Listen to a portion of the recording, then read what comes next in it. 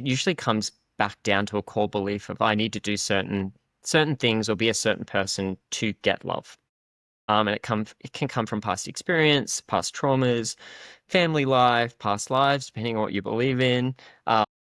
So we hold this belief of I need to people please, I need to be a pushover, I need to give 100%, I need to be exactly how that person wants me to be, or I don't get that love, I don't deserve that love. And you spend your whole life doing that, you get so depleted. And then the realization of you're looking for this love externally. Do you have it internally?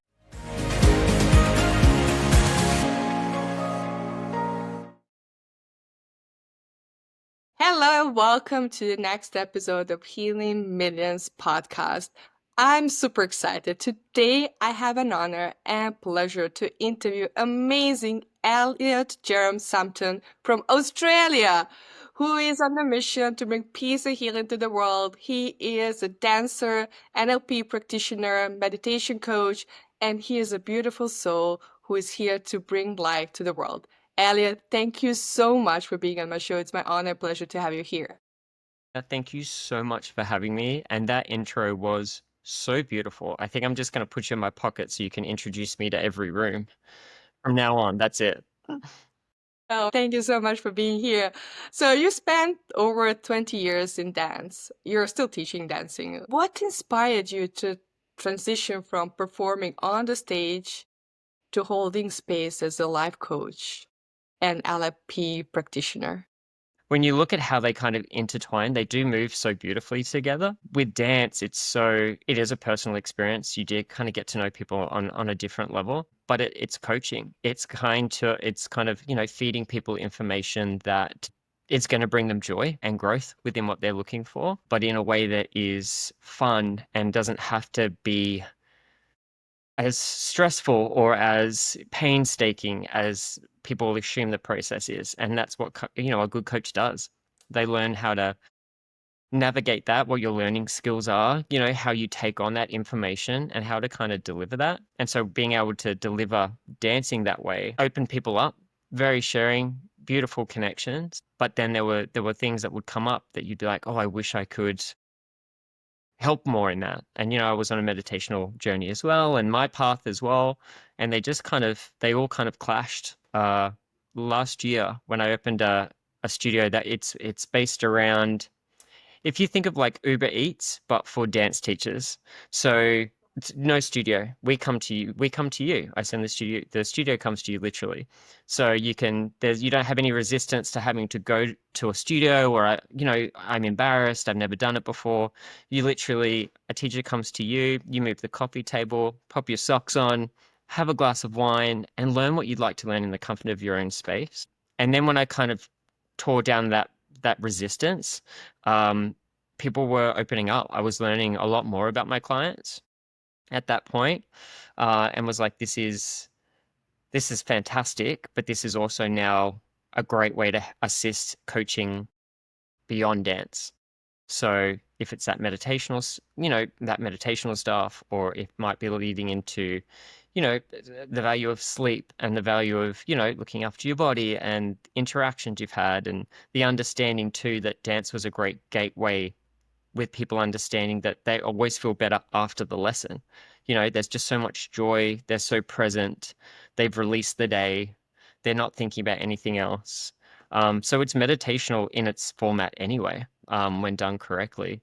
So it was just such a beautiful transition into that to be able to give that service that also you didn't have to dance. Wow, that's a really genius idea. I love that. Like a lot of people feel ashamed to dance in public and they don't know moves and oh my God, what if somebody judges me? Oh my God, if the whole world sees how bad I dance. Yeah, Like I 100%. think that's such a genius idea. Okay, we will come to you, we will teach you in the comfort of your home. So nobody's going to watch you, nobody's going to judge you. There's going to be just me and you, and I'm going to help you. And I really love how you incorporated coaching with dancing because let's be honest, people need to overcome those blocks. fear of visibility, fear of judgment. Because if they have a block in one area of their life, they will probably have the same block across different areas of their lives. And I think this is the beauty of you being a dancer and coach and helping people really through dance to remove those blocks, which is amazing. Thank you so much. And I mean, you'd also understand it's just energy and movement. You know what I mean? That's people don't understand how movement happens, and it does just when you can then relate it back to emotions are just energy in movement. Just like you're learning this dance, you can learn how to navigate those emotions the same way. There's also something that is so powerful in the work you do because our body stores all the memories. Like body knows what happened to us. The moments when we were sad, the moment when we had the worst moment in our life, the body still knows that. And there's so many stored emotions in our bodies, and through dance, people can really shake off those emotions and really start feeling lighter. And very often, when we move the energy, the body really needs time to catch up. And it's a beautiful way how you help them integrate that. Yeah, thank you so much. Yeah, it brings me just as much joy as it does any of my students, for sure. It is just such a gift for to be able to teach in that format. You mentioned something that is really interesting in the conversation that we had previously. I would really love to explore that concept because I think that's a really powerful way to say that because we we grow the moment we lose ourselves. Can you explain how you see that? Yeah, of course. I mean, for coaches too, growth is such an exciting thing. It's such a weird thing when you have a coach who you are maybe churning through some stuff where you don't feel so great, and their response is joy, because it's like, wow, this is fantastic because we can move through this. This is just it's going to be uncomfortable, but nothing is more uncomfortable than being stagnant, staying where you are. You'd rather be going through this to get to that end result.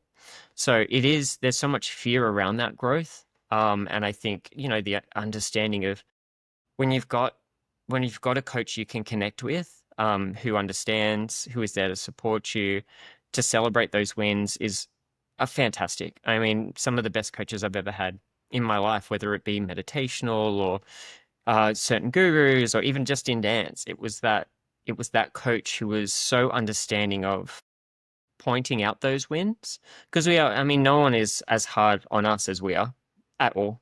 So when someone's there who says, you need to just hold on a second, that was awesome. That was fantastic. We need to recognize that. We need to create space for that win because otherwise, why are we doing it? If we're not celebrating the wins, it's just an uphill slog the whole way. We have to really kind of take that time to be present and to understand that no matter how big the win is, big or small, where does it sit on that scale? It's still a win. You know, you got out of bed today. That's awesome. I know you were struggling with that. I know that's something you were pushing through. Anxiety was really heightened, but you got up and you moved that energy. We just need to celebrate that because that's in itself so courageous. You didn't sit in that hole. You didn't dwell in it. It was uncomfortable. It was horrible, but you took the next step. You took the next step, and look where you are now. That's fantastic. Love that approach because I think it's a really, really powerful. Because let's be honest, we all judge ourselves and we are so hard on ourselves. And the reason for that, because there are some society norms that are put on us that we want to compare ourselves to somebody else. But the truth is, let's compare ourselves with the version of us yesterday, and you will see how much you grow, how much you achieve, and how many wins you have since since just yesterday. You will be surprised. And I love that approach. Let's celebrate small wins because I think every single day we have amazing wins. If we get out of bed, oh my God, that's amazing. If we feel healthy today, oh my God, that's amazing win today. I think when we start celebrating ourselves more instead of punishing us for everything, oh my God, I think the whole perception changes. And I love that approach. It's amazing. I know so many people who start this work to work on themselves, self-development, healing journey, whatever that is for them. They want to have a quick wins, like quick, like instant life changes, like a big life changes, like change my life today in this second. What would you say to those people? Who want their instant gratification wins? Yeah, of course. I mean, I guess it would be more that's such a good question because as a coach too, you really want to make sure that it's about being curious and reflecting. So the questions around why you want to be there so quickly. That's great to have a goal, but what's driving that energy? What's sitting there that drums up that urgency? Like I love it, it's a good motivator. But if it has the energy of I have to get there because of this, um, or maybe an example of I had a client who was working on just how they are physically. They just didn't like how they were feeling, and they're like, I want to be a certain weight, I want to look a certain way. Um, Very dedicated in hitting that gym, but it came from such a space where they were so obsessed with it and they were hammering it through so quickly that we had to break down the reasoning behind it. And it was more the fact of within the brain, there was a core belief which stemmed into a value, and that value was health, which is it's such a great value to have. But the core belief was I have to be healthy because I have to look good, because I have to feel attractive, because that's how I get love. And that was the core belief sitting there. So once we broke that down and understood what that was, we then could kind of dive into the fact of you do know that if we get to that goal, you're not going to feel any better because that core belief is still there. You could have rippling abs and be the best weight you've ever been, but you're not going to see it. And I don't think you're going to recognize it because of that core belief. So we've really, oh, I just zoomed in. I'm going to zoom out again. No, I've got to remember hand gestures. So we had to really change that core belief for that process. And as soon as we changed that core belief, the pace changed. The urgency wasn't there because then they started believing in the process, that they were working on themselves, and the end result, they just happened to look and feel better. But it got to the point where the goal had shifted. Once we changed that core belief, the goal completely changed. It when now wasn't, oh, I need to look this way in 6 months. It was, I'd be really happy if I looked that way in 6 months, but I'm really not even noticing it now. I'm enjoying the gym process. I'm enjoying working on my mental health. So it was really, with that urgency, you've got to target where it's coming from. What is that core value that's driving that urgency? Because it could be for a not so great reason. I really love that because I truly believe if there's an urgency to change your whole life overnight, there must be belief that is driving that like push energy, like I have to have it.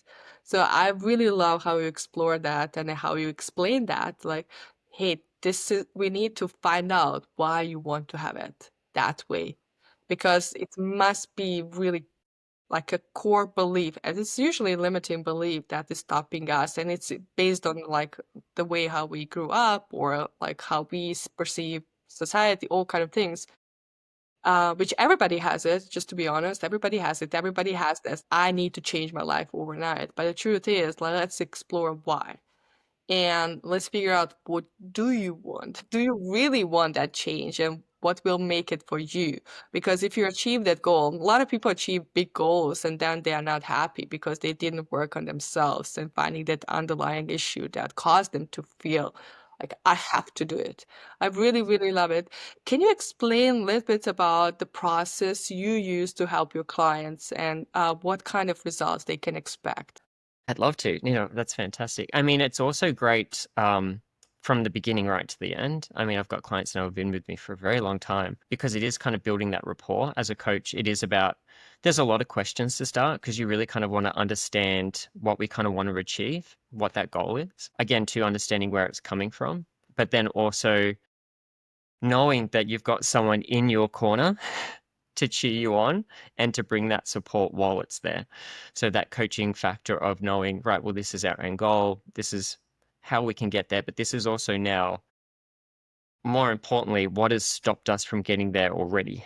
So that's what I want to kind of dive into. That's our goal. That's great. Why don't we have it? And why don't you think we're there already? And where do you think those blockages are? That's what I want to tackle. That's what I'm here to do. And a lot of it is through that mental process of understanding, you know, how the brain works, why these thoughts are firing off, what the subconscious is actually holding, which is surprising for everyone when we dive into it.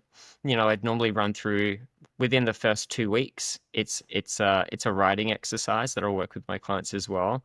It's I just for the next 2 weeks, I just want you to be aware of those negative thoughts, and I need you to jot it down. They'll keep a little book in their back pocket, and every time you notice a negative thought, I want you to flip over to the back and then write a corresponding thought that counteracts it, right? So just when they pop into your brain, just write it down for me, and then I'll check in a couple of weeks. And then we're going to go through that list because I'd love to be understanding and it's fascinating how it has a running theme. And even for the client to go, wow, I didn't realize I thought this so often about myself or, about my belief system. That awareness is like, right, well, then we need to tackle that first. Once that's tackled, we'll be able to tackle the rest of the stuff. But while that sits in the subconscious, we're not going to get to that end goal. We just won't. We really need to tackle it from the root. And then once we get that, then it's I don't want to say smooth sailing, but it's that awareness of when you know what your thoughts are doing and someone's taught you then how to recognize them and counteract them, then we can move forwards. Then it's growth. I love that. I think you explained something that is so valuable for our audience to know. Like, you need to become aware of patterns you have in order for you to change. And I love that exercise, and I love how you make people aware of what's happening. Everybody who was listening, I hope you had a pen and paper to write it down because it's so powerful. Think about the limiting beliefs you have right now. What is really stopping you from achieving your goals? And really explore that. That's the first stage, and everything can change from that moment because when you know what you need to change, you can change it quickly. And I love that exercise. Um, I really want to know, what is one belief you needed to let go to become a person you are today, and how that impacted your life, your relationship, and your career. Yeah, of course. I mean, that's a beautiful question, Nina. Thank you so much. And it's also one that I think we all go through.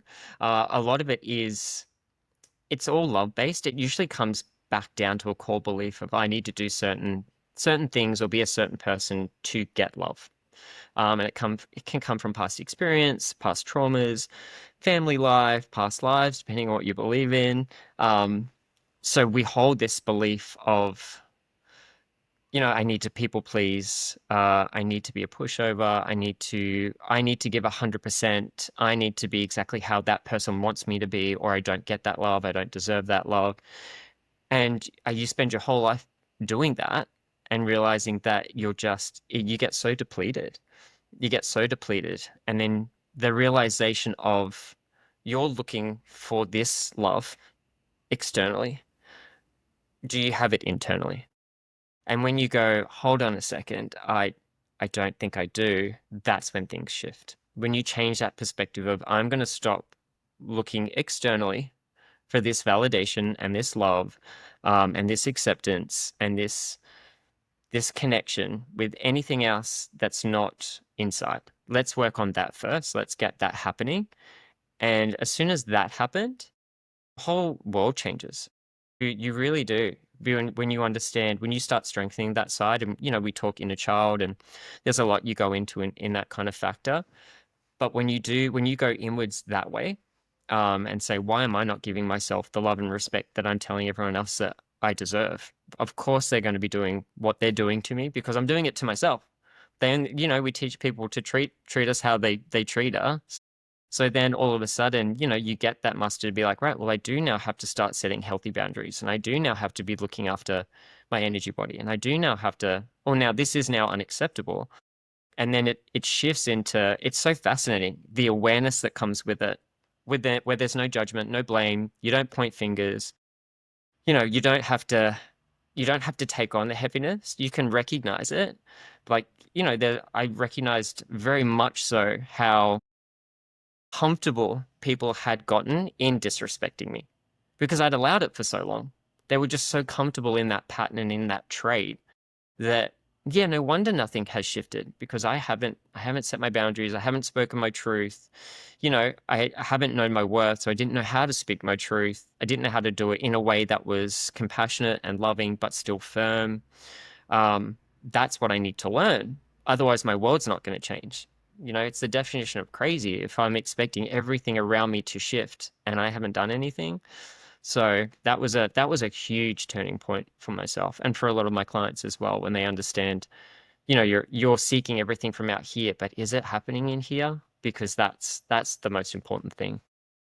That's such a profound realization, I really love what you said. Like, if you're seeking love externally, you need to make sure that you love yourself enough. And how can somebody love you if you don't love yourself? If you don't set the boundaries for them, like how to respect you, how to treat you, how to talk to you, you really need to start from yourself, from inside out, to really understand what's happening inside. I think that's a powerful message, and everybody who's listening or watching, I hope you can really start implementing that. I 100% agree with everything. Like, the whole world changes when you start loving yourself unconditionally. And so many people don't know what that word even means, and it's hard for them to even realize, what does it mean to love myself? What do you mean? Like, I love myself, but do you really love yourself? Do you love every single part of you? Every shape, every like wrinkle, your hair, like your body, do really, really love yourself and be honest with yourself. And the thing is, I really love what you said. People are seeking love externally, but there's a beautiful love inside of us. Let's start with us. And I love that message. Yeah, Nina, you're so right. It is the hardest thing to do because it's easy to love the things we enjoy. But, when you have someone say, well, do you love your shadow? Do you love your past mistakes? Do you cherish, every time that you didn't do something correctly? We don't like to look at that stuff.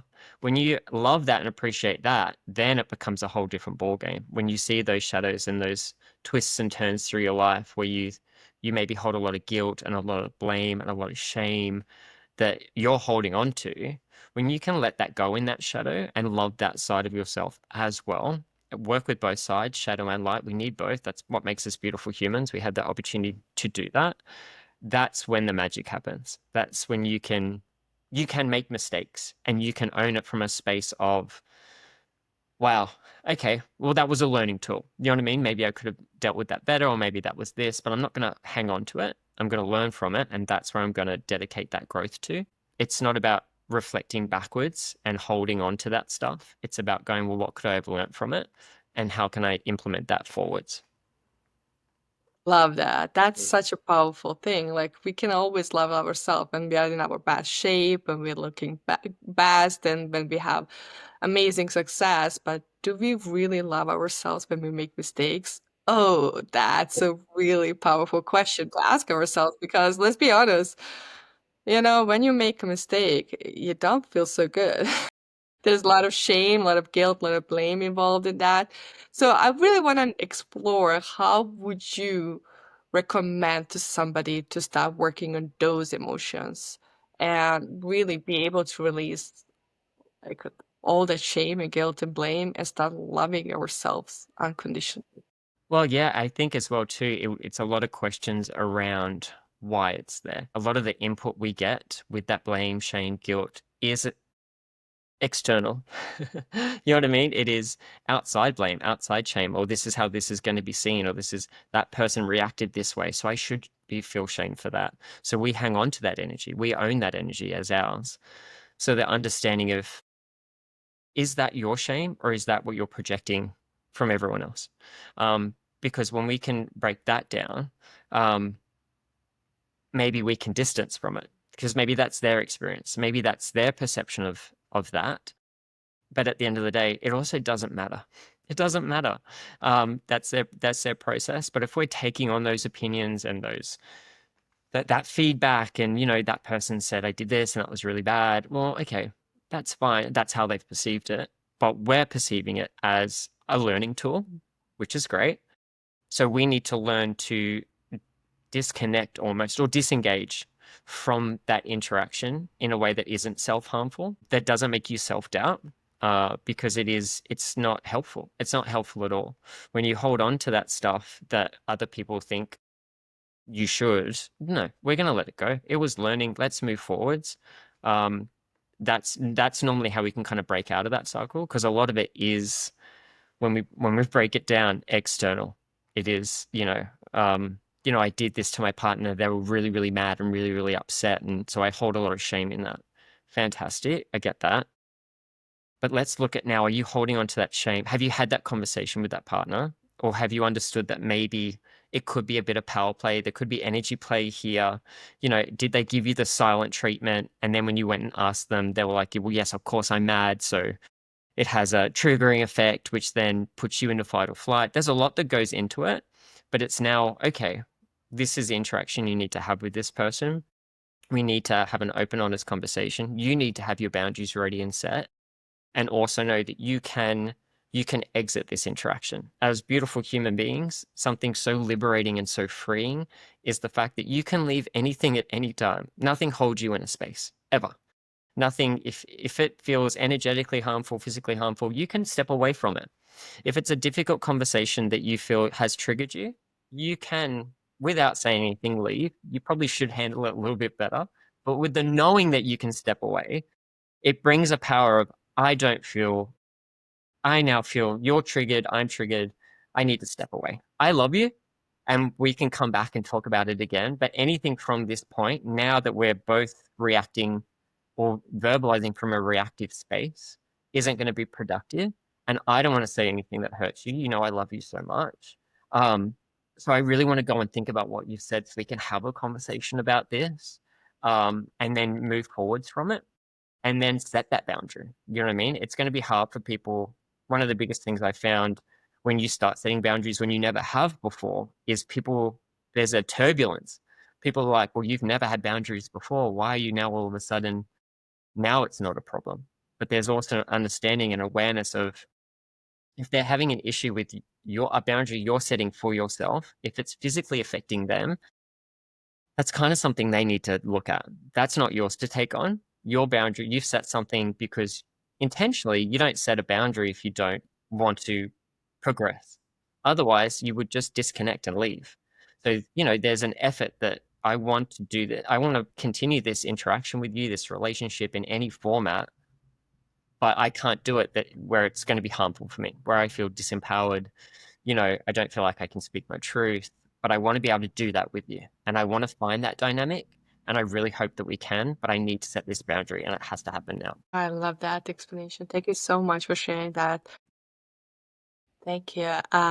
If you could go back to time and tell young Elliot something, what advice would you give to him? Oh my goodness. What a fantastic question. I think knowing that to go back and tell your little one, that it's going to be okay. You've got this. It does seem like it's do or die at the moment. But just so you know, I will always have you. That's it. From this moment on, when you recognize that inner child work is so beautiful and so magical, but it also then has such a big part in how we interact with other humans and what our boundaries are as well. I now don't have an interaction that crosses a boundary because, if I feel it's going that way, if I take my inner child out and just pop him beside me, would I allow this behavior to happen in front of a child? Absolutely not. I would not. This yelling, this screaming, this passive aggressiveness, would I want a child watching this or being a part of this? No. So I'm taking him out. And by taking him out, I'm taking me out. That's it. That's where that boundary is set. I'm so sorry. This isn't healthy. I need to step away because I've got him. He needs to know that I've got him at all times. This is what it is. And even when I do have to have adult conversations that might be quite tricky and difficult in life scenarios, I let him know I'm going to tuck him away. I'm going to be an adult for a little bit. I need to step in and do what an adult does so that we can be okay. When you do that, it brings such an energetic calmness to an interaction because you're okay.